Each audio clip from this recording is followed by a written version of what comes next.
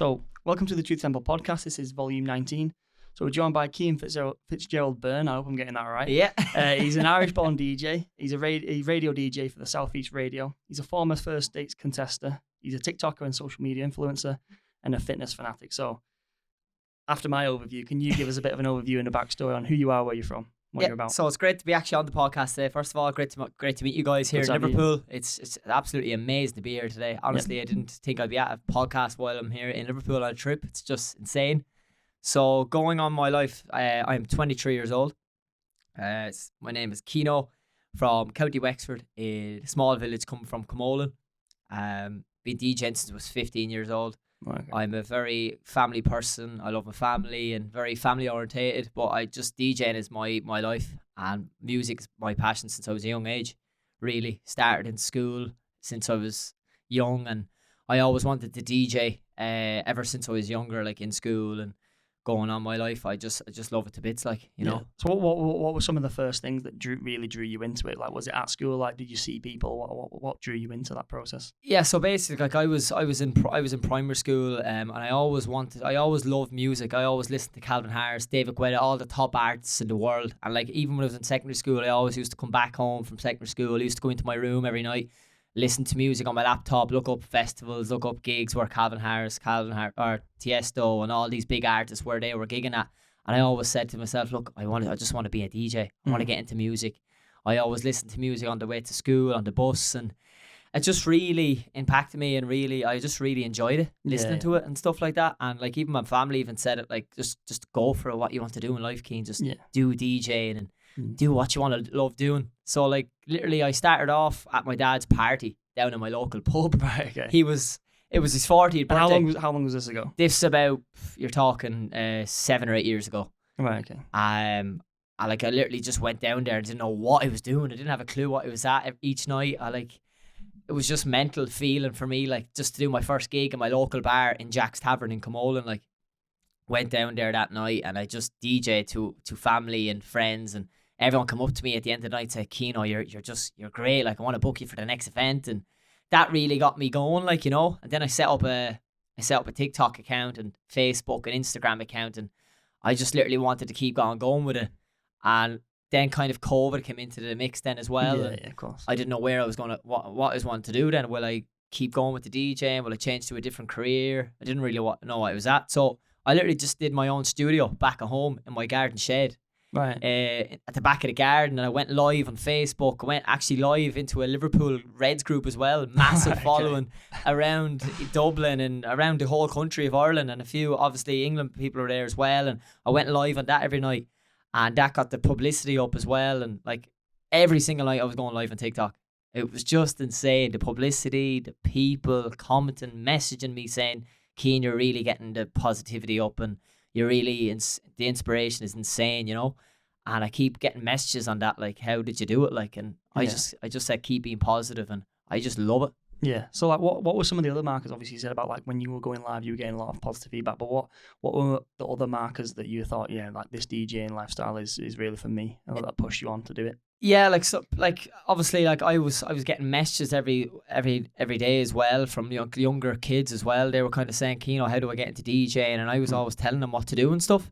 Like, I was always in school. I was always doing my music in school, and the teachers even come up to me and say, Cianoo, you're really into this music scene, and you should just go with the DJing and go with that and see where it goes, you know? Yeah. And like I've always had younger students coming up to me, and younger kids, and ask me, like, how do you get the positivity out there? Like, how do you do it and stuff like that? And I just keep telling them, you got to do what you want to do in life, and never give up on your dream. And that's where I have a focus in my head, and I know where I want to be in life with the DJing, and I'll never give up on that. Where is that? The dream for me is Ibiza. I want to be on the top stage. I want to get there. I want to get higher and higher and higher, and I want to try and achieve that goal, you know. I just want to achieve everything in life what I want to do. And that's where I want to be, and I never want to give up on my goal and my dream. So where you are now to where you want to be, how far would you say you're off?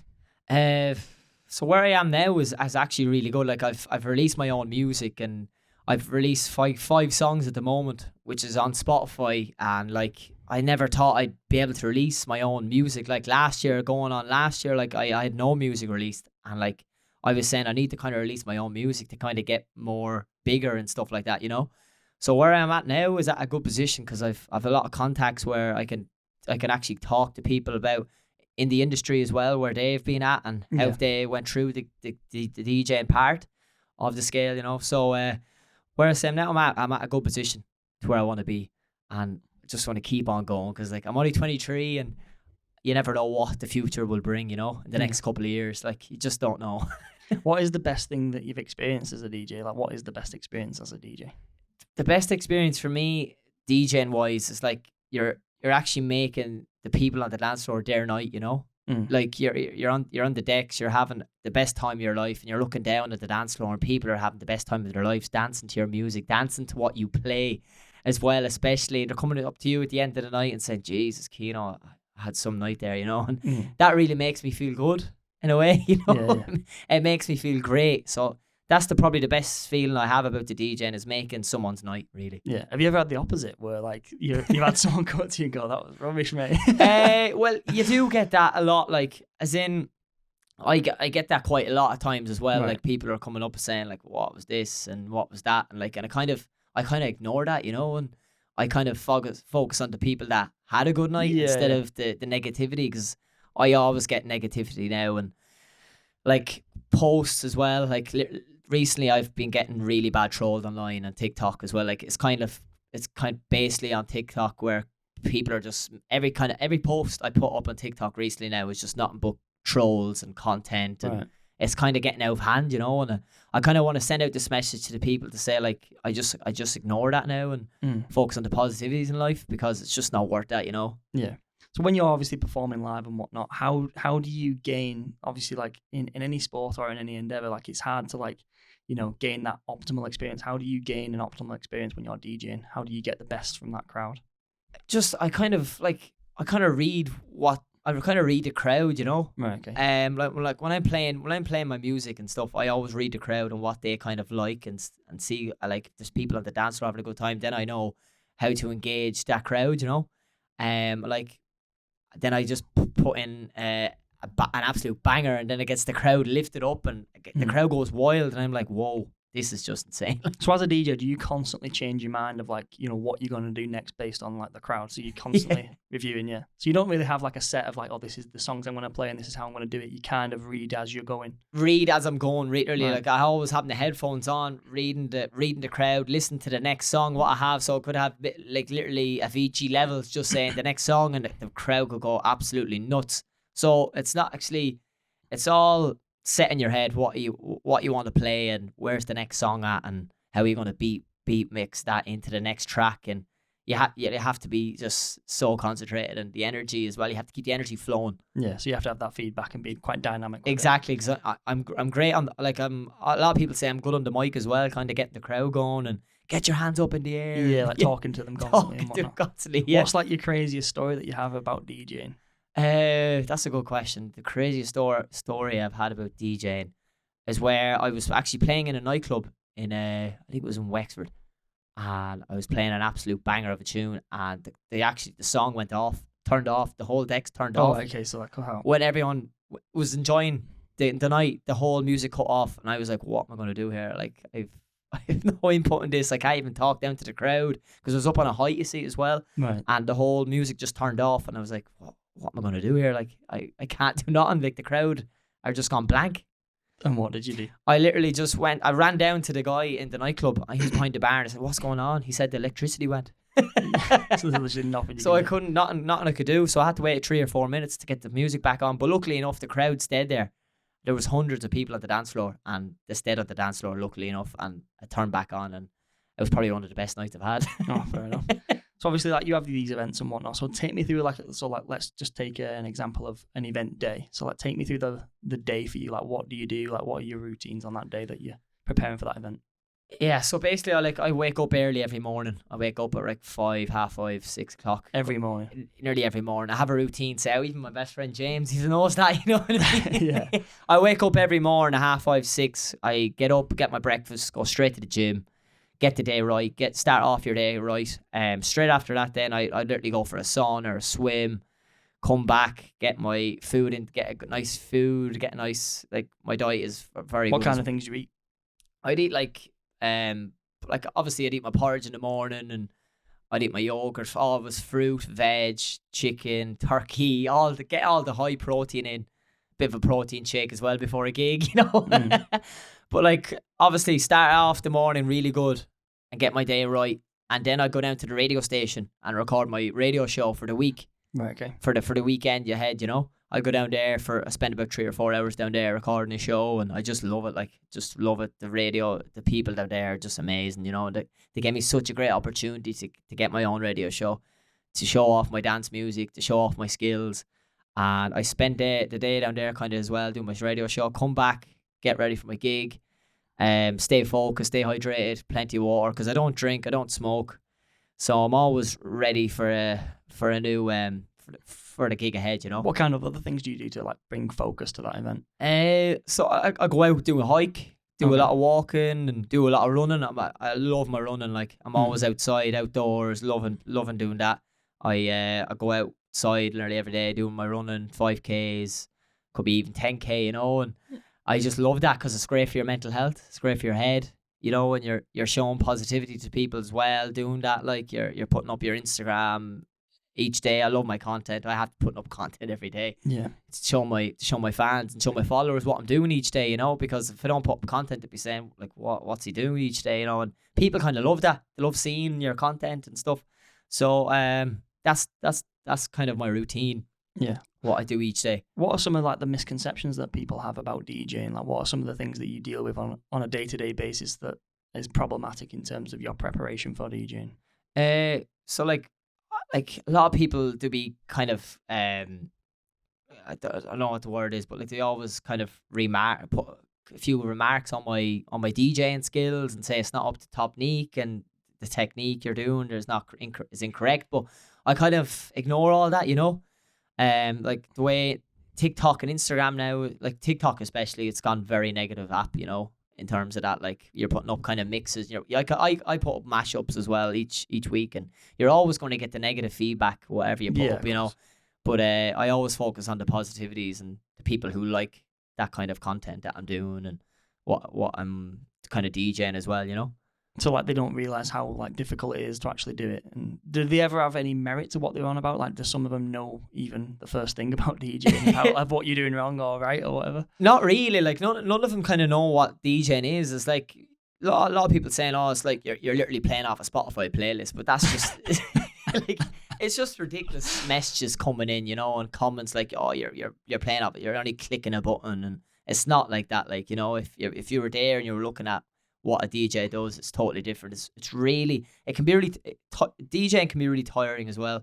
Like, I had like 5 or 6 gigs in a week, 1 week before, and it was getting so tired and I was getting so drained, and I had to just keep going to the gym and like keep the head right, you know, because it was just, it kind of gets too much at times where you're out late nights and you're out DJing, and like, you know, you have to kind of keep the energy flowing as well. So it can get very, very tiring, but at the end of the day, it's the best thing of my life. Like, you know, I just love it to bits. How long did it take to become, from being a novice to a master of the craft? How long did that process take you?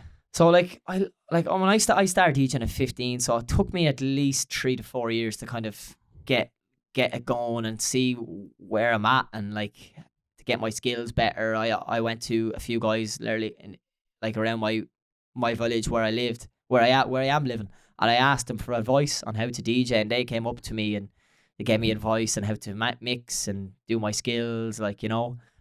So it took me at least 3 to 4 years to kind of get where I am now, you know. Yeah. And how has DJing as a process affected your personal life? So like your relationships or like sense of self, like how has it affected that? Like it has affected it in a good way, you know. Like my best friend James here, he's been there for me. He's been going to my gigs each weekend. He's been helping me throughout, you know. And like the likes of my family, they come and support me as well. Like, so the relationships there are always good, you know. I'm a single guy, and I always get the attention from the girls coming up asking for requests and all. So it's a good game to be at, you know. Like, you're always going to get that great crack and great fun, and I absolutely love like going to a gig and seeing all that, like, you know, it's You're great. all there for it. Yeah, because the women out there, like, you know, and it's just amazing. It's absolutely amazing. And I always say to my family and my friends, I'd always love a gig in Liverpool, you know. Yeah. I always want to DJ here because it's my favourite city as well. Like, they go crazy for the accent here as well. They love the Irish. I don't know what it is with the accent, but they love it. they love the Irish. So when you, like, obviously you alluded a bit to it then, but when you're performing, what are some of the most annoying things that can happen? Like some really annoying things that have happened to you whilst you've been performing? Yeah, so the bit, like, one of the worst things that has happened to me when I was DJing, like, is people coming up and there's kind of coming over to you and they're pointing at you and they're kind of with their drinks, alcohol, and they're coming up and spilling the drink all over your decks. Like, it gets very out of hand, it gets very messy, and I'm like, I just stop the music when that happens because I've had enough. Like, I can't be playing with that people, like, where they're coming up and spilling drinks. And I recently did a gig there as well 2 or 3 weeks ago where there was 3 or 4 lads in a corner and they were kind of looking at me in a way and they were pointing at me and they were kind of sniggering and I'm like why do you do that? Like, you know, I think it's kind of jealousy. And my best friend James was actually beside me as well at that gig, and they were looking at me in a way and they were like, I just don't get it. I just don't get it. Like, the way they're kind of people out there kind of sniggering, and where you're going into a gig and you're kind of playing and you want to have fun. You know, like that's your job. Like, you're out to make a few bob, and you have people coming up to you in a way like they're just saying nasty things, and that's the kind of feedback I do get sometimes at gigs, you know, where people are just out of orders and they're coming up and spilling alcohol and drinks at you, and it's not good. Like, you know. On the reverse, like, what are some of the best things that can happen whilst you're performing? The best things that can happen while you're performing is just like, people, like, in general, like, other people, like, coming up to you at the end of the night and saying, Cianoo, can I have a picture with you, and can I put this on my Instagram story to say I had a great night? Like, I literally had 3 or 4 people, like, 3 or 4 weeks come up to me at the end of a gig and say, Cianoo, this is one of the best nights of my life. Like, you really made my night, like, you know. And it was just amazing to see the people coming up to you. And to see, like, I do a lot of teenage gigs as well back at home. Okay. Teenage events, and they always come up to me and they ask for me for pictures and stuff like that. Like, it's great to see that as well, you know. So that's kind of the best things that's been happening to me at gigs, like, where people are coming up asking for pictures, and I'm getting messages as well, kind messages coming in saying, Cianoo, you had a great night, and yeah, it's great. It really is. It's good. You kind of mentioned it then, but do you get a lot of female attention when you DJ? I get a lot of that. Really, it's kind of, sometimes it happens each weekend where you get people coming up and asking for your Instagram and your Snapchat, looking for requests. A lot of them look for requests off me, like, as in a bit of Sean Paul, sexy back, Justin Timberlake, you know. And it's just a bit of crack. I just love the attention as well off that. Like, it's great when you're a DJ and you're looking down and people are enjoying their life and having the best time on the dance floor. It's great. And that's why I'm going to stay single for the next 4 months. So you've never got a girlfriend? I've never had a girlfriend, never in a relationship, never in a serious relationship before. Right. Where I just want to focus on myself, and I want to focus on my DJing and my music and where I want to be, you know. Yeah. So obviously, talking about girls, it's no secret that you were on First Dates Ireland, weren't you? So walk us through the process that got you onto that show. So so that show happened. First Dates Ireland happened 2 years ago. Right. 2022 it happened, and I just seen something come up online one day, and it was First Dates. They're looking for people to come on. So I filled out the application form anyway, filled it all out. And the week after, I got a call. I was actually coming back from soccer training that night, and I got a call that evening from a girl. I don't know what her name was, I actually forget, but she rang me and she said, Cianoo, you come up for an interview.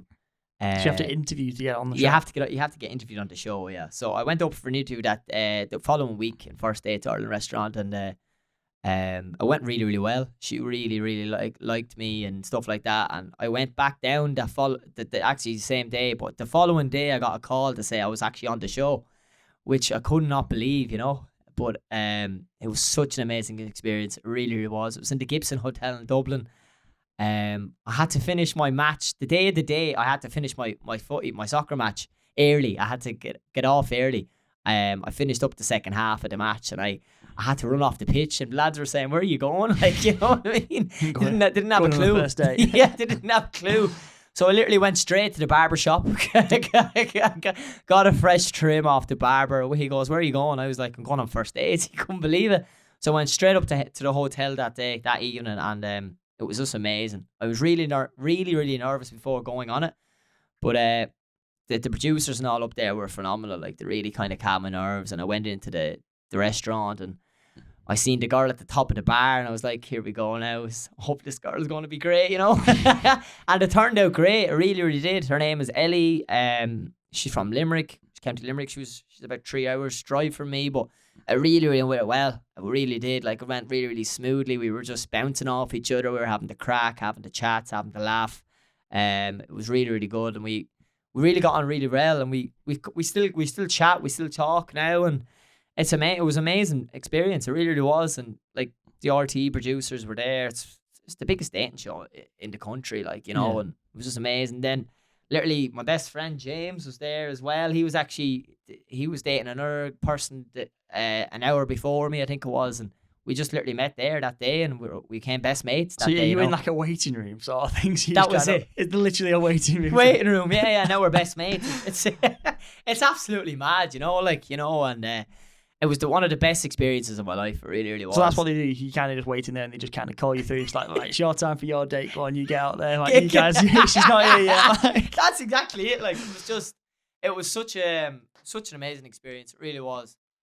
So, like, in terms of like, how come it didn't go further with on the show and stuff? Like, did they ask you to come back on, or did they ask you to, like, sort of? How was the vibe? So, like, at the end of the show, we actually had to go into a room. Oh, yeah. And the producer said, "Do you want to see each other again?" So Ellie went first, and she said, yeah. And then I obviously said yeah at the end then as well. But I was shaking, like, I didn't know. Did you mean that? It was kind of scripted in a way at the end, where we actually went into a room ourselves at the end before actually going into the other room. So we actually had time to talk about the decision. So we actually said, yeah, we are going to meet again, because this is just, it turned out really well, you know. But it was so funny. Like, it was just hilarious. We went in, we didn't have a clue what we were doing. You know? And at the end of the day, we just said, look, we will meet each other again. So we went on a second date, and we still chat, you know. Oh, so you did go on a second date? We went on a second day, yeah. We went to a place in County Clare, the west coast of Ireland, for a second day. Right. I think it was the Cliffs of Moher or something like that, looking over cliffs. It was really good, you know. And we still chat, we still talk.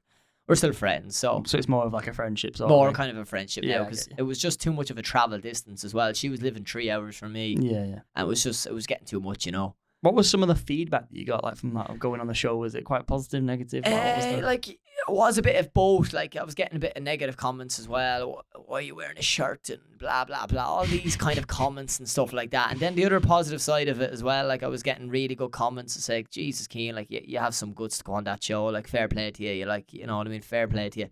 I was getting really good feedback as well from different people. I was on radio stations as well, talking about as well, you know, and it was really good experience from people that I didn't even know. Like, I had influencers, big content creators as well, messaging me over it, and they seen the episode and they were sharing on their socials, and it just really gave me a really good vibe about it, you know. And it really made me feel very, very good about it. Yeah, going on that show. In terms of, obviously, like, the first dates as a show, is it like slightly scripted, or is it just a case of you just get put there and it is authentic? From what I remember, I actually like, it is a bit of both. Like, it's stopping and starting, like, so you are like stopping and starting and starting a little bit as well. Okay. And there's kind of a few cameras around you as well when you're talking and you're eating, and like, you know what I mean. I was actually, COVID as well was at the time when I was doing it, so like, you had to social distance. Social distance. So I was here, and Ellie could have been over there. Like, you know,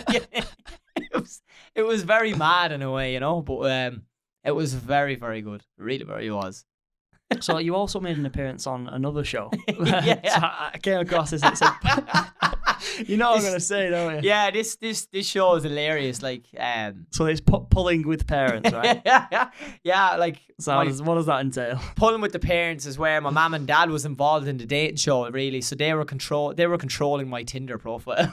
Right, so it was on Tinder. Right. It was on Tinder where you were swiping through different profiles and stuff like that. But they kind of matched with someone as well.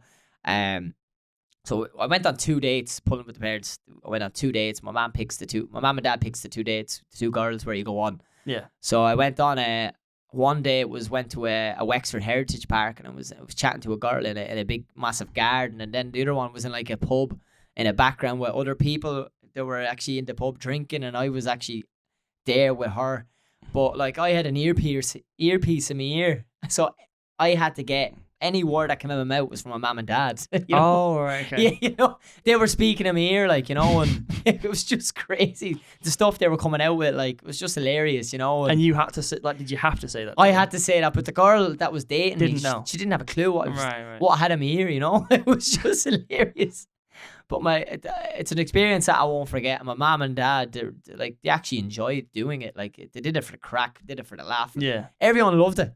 It really, really went well. It was kind of it was a really good episode. It really, really was. So how did you get approached for that, or did you have to apply for it? Or so basically, I applied for the crack, for the fun, and the next day the producers actually arrived at my front door. Would you believe? Right.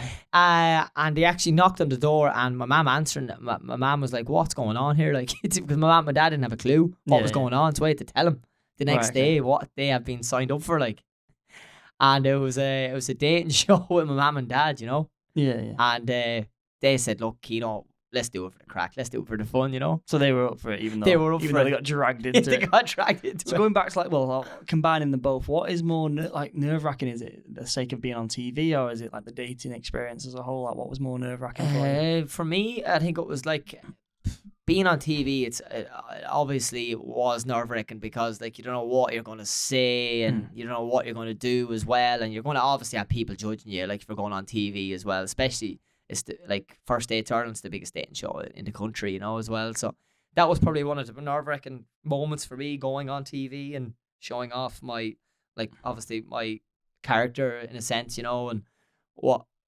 you don't know what people are going to say as well. Like, so that was kind of one of the most nervous-wrecking things I had. So obviously that reality TV seems like a trend. Is there like something? It is. Are you wanting to get into like a flow of it? Yeah, like I want to get into more reality TV. I said this to James as well. Like I always want to get on Love Island, for instance. I'd always love to. I'd always love to get on Love Island, Yeah, Reese's biggest fan. He absolutely loves it. Or even Big Brother, like one of them shows. Like people said, "Cian, jeez, you'd be great on Love Island," like Yeah. I said, "Sure, why not go for it?" Like, have you thought about like is it the same? Like I assume you apply for it, right? You apply, yeah. So basically, I did apply before. I applied twice actually. Right. Okay. Yeah, you have to kind of send a video into them about yourself and what you do and blah blah blah. So I have tried to apply for the last two or three episodes. So if you had 30 seconds right now, how would that video go? Like, what did you say on that video? So I said basically, my name is Cian. I'm a 23-year-old DJ from County Wexford. I'm full of life, very positive. Pick me to go on the Love Island Villa. I'm a gym fanatic. I love my fitness. Get me into the villa now. You sound perfect for it. How do you think the process would work? Like, do you think you'd enjoy the Love Island experience? I think I would. I really would. Like, because like going on 2 episodes or 3 episodes ago, they had like Greg O'Shane, and he was from Ireland, and he actually won the show that year. Right. Okay. With a girl from, I think she was from London or something. Her name was Amber, but they won the show. That couple. So like I think an Irish person in the villa with people, like as in like obviously it's a UK show, like other people from the UK. I think it would really go down well. Like I think it really would. It'd be great to get in there and experience it, and it'd be fantastic. It'd be absolutely amazing. What would your intentions be? Because me and Reese have always discussed this. Like, what would the intentions be of like people who go on there? So from the horse's mouth, what would your intentions be? Would you be trying to find love, or what? Why do people go on Love Island? What's the motivation? I think mostly people go on it for the publicity as well. I'd say like just go on it for the laugh, have the fun, have the crack. Just really go on it for maybe to find love, but more likely getting to get the publicity out there more, and you know yourself. Yeah, I know it works. You know what I mean? Yeah. So yeah, basically that's it. You never know. You could find the love of your dreams. Yeah. So like obviously you've never really had a relationship and whatnot. How open are you to like sort of finding love in your life? Yeah, like never been in a relationship before. Never ever been in a relationship. I've always single. But like I think in the next 3 to 4 years, I'd kind of get into a relationship and see where I am at that. Like at my age right now, I don't really want to be in a relationship. I just want to go on with my life, and I want to go to different places. I want to DJ. I want to travel, you know. And I just right now I feel I don't want to be in a relationship with a girl, and I just think I want to live my life, you know. Is that how you've always felt since even being 18? Always been. When I'm 18, 19 and 20, like I've always like said to myself, look, go travel, Cian, and do what you want to do, because that like the time will come where that person will be there in your life, and you could just fall in love then, you know. So give it another 3 or 4 years and see where I am then, you know. Yeah. But like, yeah, go from there. So why is it you do what you do? Like, what is the end goal, the broad goal in your life?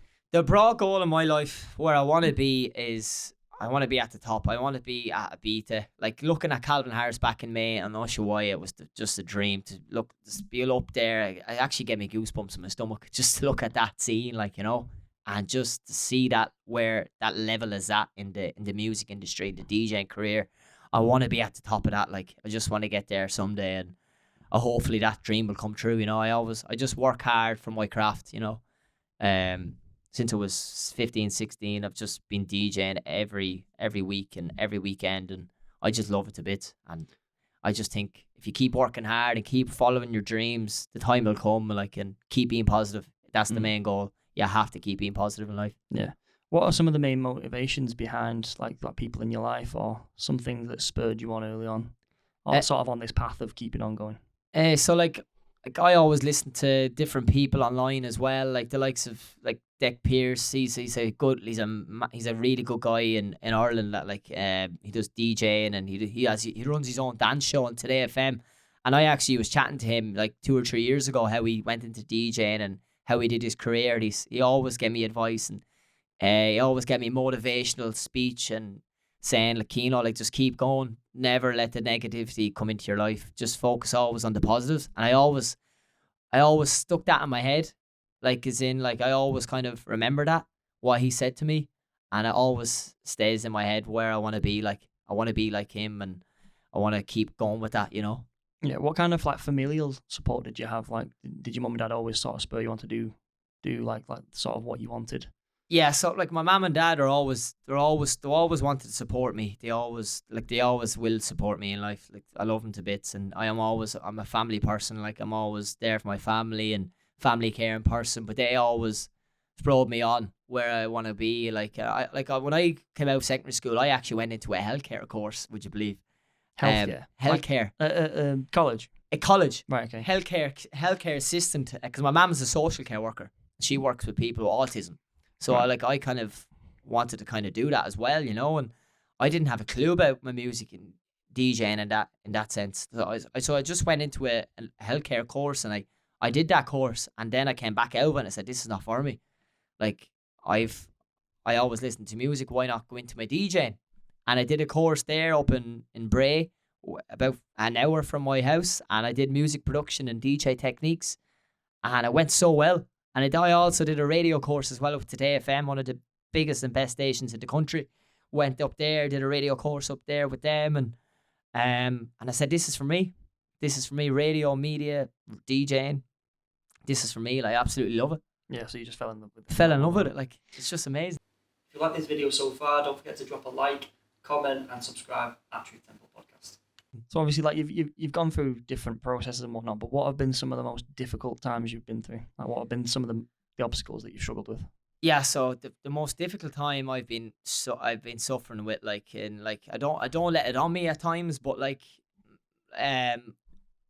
going back to TikTok, like I've been putting up posts all the time and stuff like that, and I'm always getting kind of trolled online, and they're always even commenting on my best friend James as well, saying like, how are you going around with a 42-year-old guy, like, and how are you best friends with him, like, and it kind of puts me on the edge. Like, I never reply to that. Like, I ignore all the negativity comments and stuff like that. So it does get on me at times, where like people are kind of, every kind of post I put up on TikTok and stuff, it's always just the same people, the same fake profiles out there, like a keyboard warrior behind a screen. Like, it's just going to get you nowhere. So I always just ignore all that, and I always focus on the positives. But so at times it does get on me, like at times. What kind of strategies do you use for those moments where you're struggling? Like the most things I use, like, is just like, I don't even acknowledge it really, like, I just kind of ignore it, like, at the time, like, and even my best friend James there, he just be even looking at it, and my family do be looking at that as well, and like I'm just saying to myself, is like, what is this, like, and even my cousins and sisters, they kind of be saying, like, what is this, like, and it kind of gets me on the edge then, to saying where I'm at, what am I doing, like, and then I focus on the good things in life. And yeah. So like, obviously you mentioned James a lot of like how he's been influential over you. Obviously he's kind of like your manager, yes. I guess, like unofficially. But how, like, obviously you guys met on first dates, didn't you? What kind of things brought you guys together?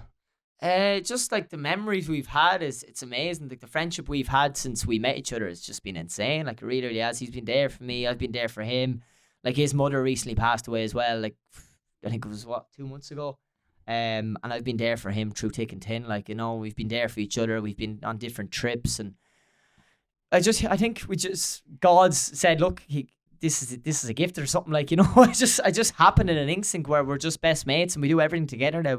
James comes to my gigs each weekend and he helps me with the gear and he does my content, and I go up to his neck of the woods as well, and we do different things. We go on hikes, we go to the gym, we do fun activities together, and that's what best friends are for. Like, you have to look out for each other, and I just think life is very short as well. Like, the world we're living in now, like, it's mad. You can have all these friends, but if you just have one real friend that can do anything for you, that's the best it can get, and James has been there for me through thick and thin, like, and that's what a true friend is all about, really. Yeah, exactly. Obviously you're majorly into your fitness, which is quite strange for you. I don't think I've ever met a DJ that's been like freakishly into his fitness. So what brought you into that sort of fitness world? Have you always been there? So, like, at 16, I've been in the gym constantly. Like, I've always loved DJing. No, not obviously DJing, but I always loved the gym. I always wake up early, go to the gym, and since I was 16, like, my uncle, he's actually he was in a bodybuilding competition. He actually lives in Gloucestershire, down in the country in England, right. Like, and he inspired me in a way as well with the training side of things, and like, I just love my fitness. I just love waking up early, getting things done, and going into the gym. I think it's great for your head, and I just love doing my running as well, and it just gave me a passion about fitness. Like, one of the lads said, I think someone said a comment there a couple of weeks ago, you're the most ripped DJ, or you know what I mean? And then I was like, what is going on here? But fitness is a passion, and always will be a passion for me. Like, I don't drink, I don't smoke, I don't do anything like that, and I'm always up, and even James would even tell you, I'm always out there, loving it, just love fitness. What kind of training do you do, and how does that affect your mentality? Can you tell when you don't do that? Yeah, like if I don't go to the gym one of the days, I kind of feel guilty myself. Like, I just, like, my head is saying to myself, I'm always on the go. Like, I always want to get up and do something, even if it's for a hike. But the kind of training I do is kind of running and cardio. I do a good bit of weight training, but it's mainly on like cardio, like in kind of high rocks training and stuff like that, Yeah. But the likes of that, like, I just love it. Really, really do. If you were talking to like a complete novice, what are some things that you'd say to them about how to try and like get them onto this journey of fitness and exercise? Just go to the gym. Really, just go to the gym, and like, it doesn't even have to be like, a lot of people stay in the gym for 2 to 3 hours, and I'm just saying, like, what? Just go in and do your session for 45 to an hour a minute, just for 45 to an hour, and just go in and do a bit of exercise. And any exercise is good for the body, Just do it. Like, people lack back and say, like, people have self-confidence, that don't have much confidence going into a gym. And I always say, just go into the gym. People are not going to be looking at you, what you're doing. People are actually in the same boat as you. They want to get fit, and exercise just is the key. Like, it's just insane what it does for your body, what it does for your head, your mental health. It's just insane. If you could only do one sort of exercise for the rest of your life, what would that one exercise be? Oh God, that's a good question. Probably run on a treadmill, I'd say, because what running does for your head, it's just insane. It really is. I absolutely love it. Love running.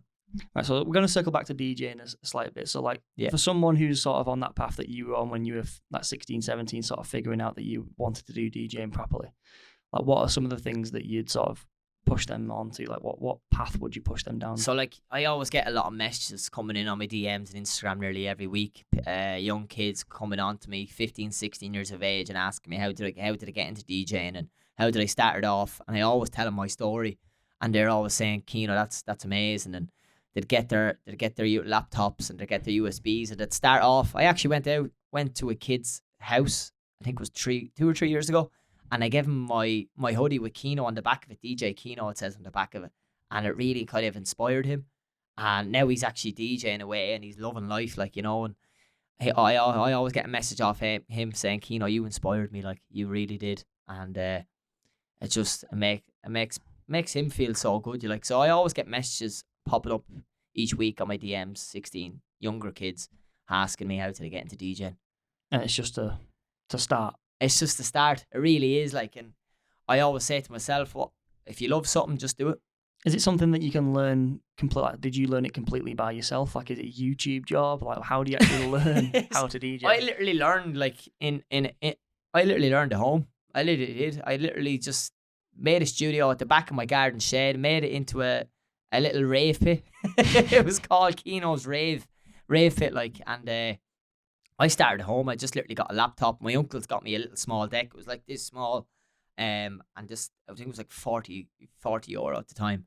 And I started out on that, like, with USB and a laptop, and I got a few disco lights and just. So it was just mainly like just trial and error. Trialing everywhere. That was it, really. And I just never gave up on it.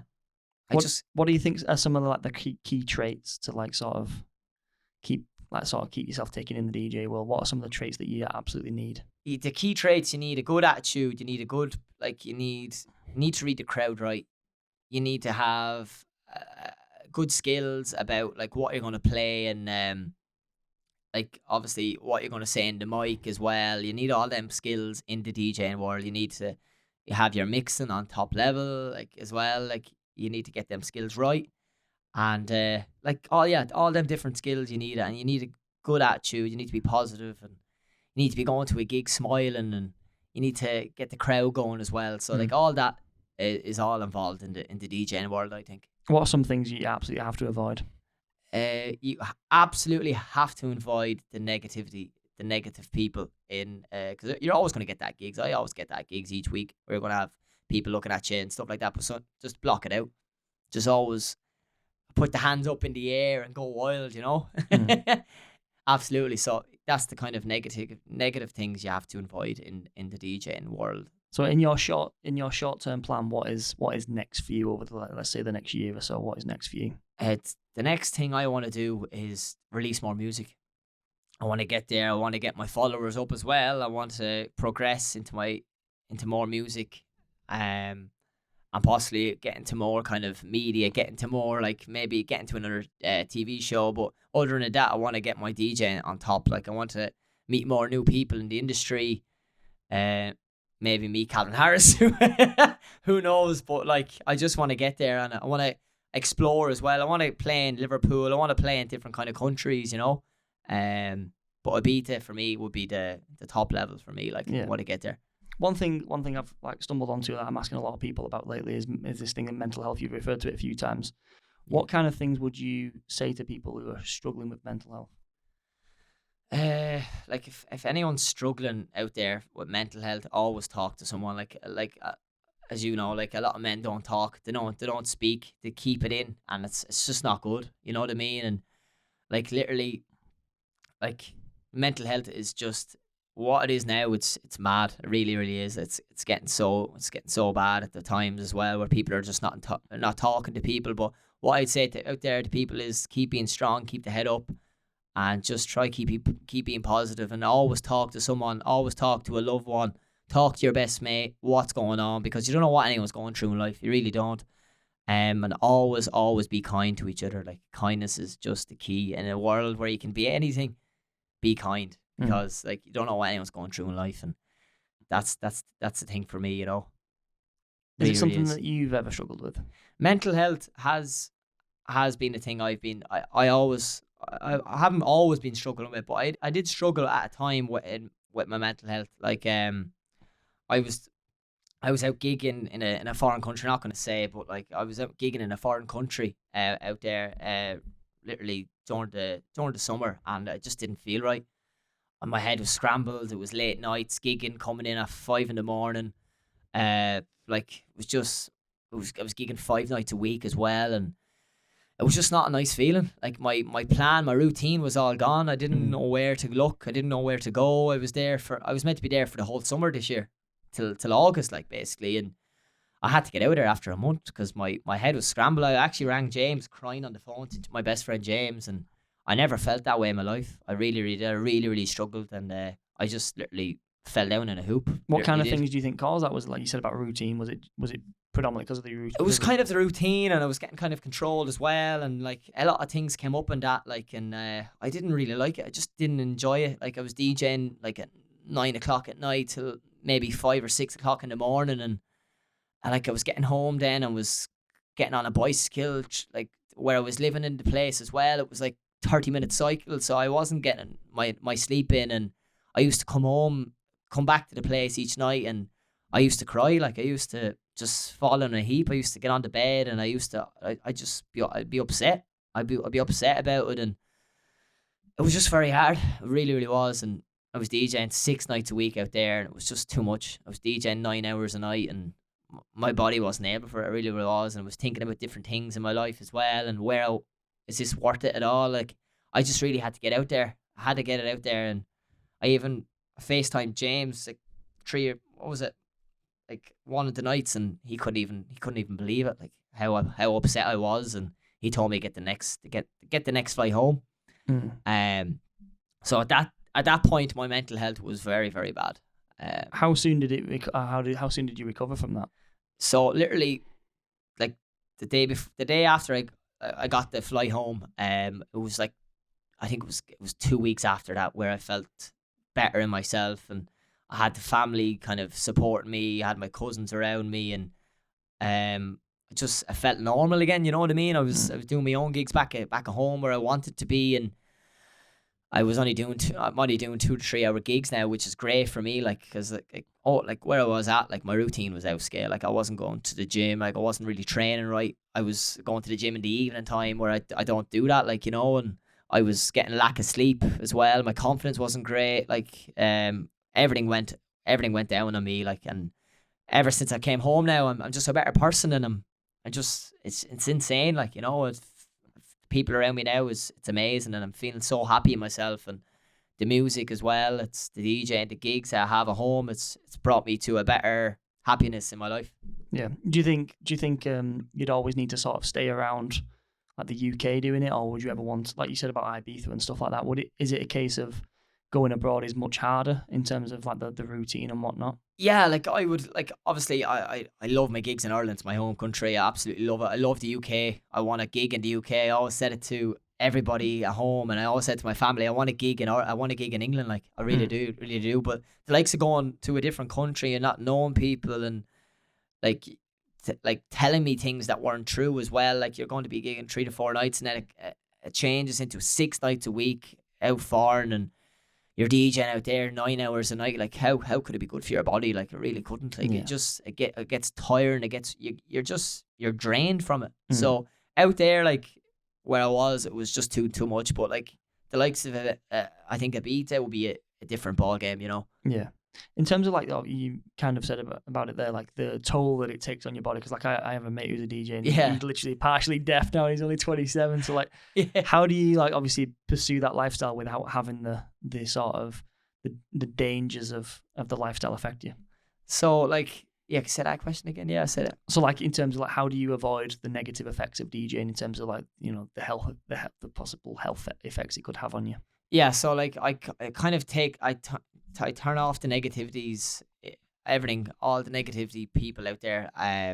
Like going abroad or out there, I always had negativity, but I always kind of took that aside and focus on the positives. You know what I mean? The positive impacts of that. So yeah, I kind of just put that aside and I ignored it all really. Has it ever like as DJing obviously like it being quite intensive, has it ever affected like your sort of energy and your mental state going forward? It has at times where you're like, even at home where I could be DJing 5 nights a week and it gets too tiring. You're like, oh, am I bothered to do the next gig like the next night? Because you're just so tired. It gets exhausting at times because you have to keep the energy flowing. You have to keep it high. You have to keep the people on the dance floor, and it gets to a stage where at times where you just say, look, you have to relax and you have to take kind of time off yourself because it just gets too much at times. It gets exhausting, and you're getting a lack of sleep as well, and then that affects your body and your mental health. And yeah, you just kind of, you have to control, like a DJ, you're your own boss at times. Like you're at your own boss. You can do your own hours, and you have to kind of, you can't be too nice in the game as well. You have to kind of step up a game, and you have to tell people where you're at. What's like the pay like? Obviously, you don't want to go into too much detail, but what's the pay like in terms of, do you like sort of agree fees for certain events and stuff like that, or like you're contracted? Like, how does it work exactly? Yeah, so whenever I'm taking a kind of a booking now, I take a deposit fee first before they're actually booking me. You know, Right. I take that first because you get a lot of people that are actually cancelling gigs on you, which is not fair. So I actually take a deposit first, and I confirm the booking with them, and they confirm the booking with me, and we go from there. We get it like, you can get like an invoice on the night, or you can get paid on the night. But like at terms of the pay scale, it is quite good. Like you get to pick your own rate, and you stay at that rate. You do 2 to 3 hours max. You can even do 1 hour, an hour and a half max. But I do normally 2.5 hours, 3 hours max. Yeah. Then that's it. And you can get paid on the night, or they pay you before your gig basically. So like, do you have like a sort of a fixed rate for like what you use for everyone, or do you base it off of like, oh, this is a bigger event, so I ask for way more, or like? Basically, yeah. So like, if I'm traveling to say Dublin, where it's about an hour from me, I charge higher. But like if it's literally 10 minutes in my town, or 10 minutes outside my place, 20 minutes, I kind of stick at the same rate, because I don't want to kind of complicate things too much. And I have a residency kind of at the moment where I'm playing in my local town in Gorey, a home in Paddy Blues, where I'm nearly there every second Saturday, and it's great buzz there because the people they really like me there, and they're really fond of me. So yeah, we kind of stay at the same rate there, you know. So yeah, further places we charge extra. Yeah. Do you do anything outside of DJing? Is there anything like you want to conquer outside of DJing, like invest in things or anything like that, or anything that you want to set up other than DJing? Like at the moment, like when I was younger as well, I do play a bit of footy like as well at my local club, Camole and Celtic. They're wanting me actually to go back next season, but I said to the lads, I've actually no time, and with the gigs involved, it gets too busy in my life. So football is amazing for me as well. Like I love the football, and I always said to myself years ago as well, will I get into more football, or where I want to be a professional soccer player, or where I want to be that. But yeah, like investing into that was another game as well, another level where I did I want to be a professional soccer player, you know. But other investments, I just want to kind of keep and continue on with my DJing life, DJing career. So obviously, as a fellow Liverpool supporter, we've got to spend at least a little section talking about Liverpool. Absolutely. So what do you think Liverpool's chances are this season? Where do you think they're going to end by the end of the season? Good question, actually. It is a good question. It's hard to know, isn't it, really, with the new manager Slot coming in. I just think I was looking at a few of the preseason games as well, preseason friendlies. I think he's very good. Like, his tactics are obviously different to Klopp, but I think we will go far in the Premier League this year. I think we could maybe win it. Who knows? But I just think I think 1 or 2 signings would be great to come in, because obviously we've made no signings yet this year. But I'd love if he could maybe get a few signings before the transfer window. Yeah. is. I feel like we need another centre midfielder and at least another striker. Like when that Zubimendi thing fell through the other day. That was crazy. It was absolutely nuts. I was like, especially the way that he did it. I was like, man, that is ruthless. Absolutely nuts. But like, here we go. So I don't know if you guys have seen, but you're actually linked with this keeper. Do you remember the Georgian keeper from the Euros? Yeah. So apparently you guys have got an agreement in place where he will come and sign for yourselves, but he'll be on loan with, I believe, Bournemouth for either a year or two, and then he will then come in and replace Alisson when he decides to either retire or leave. Yeah, I don't know if I rate him more than Kelleher though. I think Kelleher. It's such a shame, isn't it, that he's in the position he's in. But I reckon he'll probably be gone. He probably will be. Like Anfield is just heaven, isn't it? Like. Yeah. Like, have you been much? I've been loads. Every time I come to Liverpool, I have to come to a game. It's just the best feeling in the world. Like it really is. Like getting into the singing, you never walk alone, and singing with the fans. Everyone's like a family up there. Like everyone like gets involved in it, and like it's just amazing. It really is, isn't it? Like just being that person in Anfield, it's just insane. Who would you say is your favourite player? Favorite player? I always said Trent. Trent is my favourite player. Oh, okay. I love Trent. But my favourite player of all time, like Liverpool, Steven Gerrard. Yeah, of course. It's a no-brainer, isn't it? No-brainer. No-brainer. Just insane. So to wrap up the end of the show, we always ask a question regarding the truth. So what's the hardest truth that you've had to tell yourself from recent memory? That's a good question, actually. Yeah, recent truth. So a real hard truth that you had to tell yourself.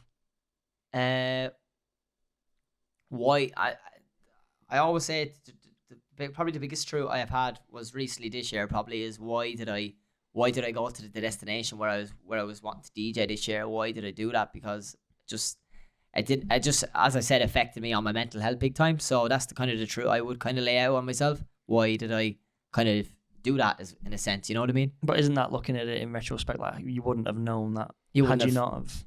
Do you think you took more from that sort of experience? Like, did you learn from that? I learned from that big time. So that's a learning scale for me, a learning experience for where I was at, and that'll be always a learning experience for me. But like the truth side of things was good and bad as well. Like, you know, how are you in terms of like obviously the person you are? Like, do you tend to regret things? At times I do, but like other things, I always say to myself, it's always a learning curve. It's always a learning experience. So. At times I do, but at times I really don't. Brilliant. Cian, you've been a pleasure. Thank you. Absolute legend. Just before we go as well, for those who may be listening who don't know you or haven't heard your music, if you could relate yourself to sort of a bigger DJ at the moment, who would you say that you're closest to?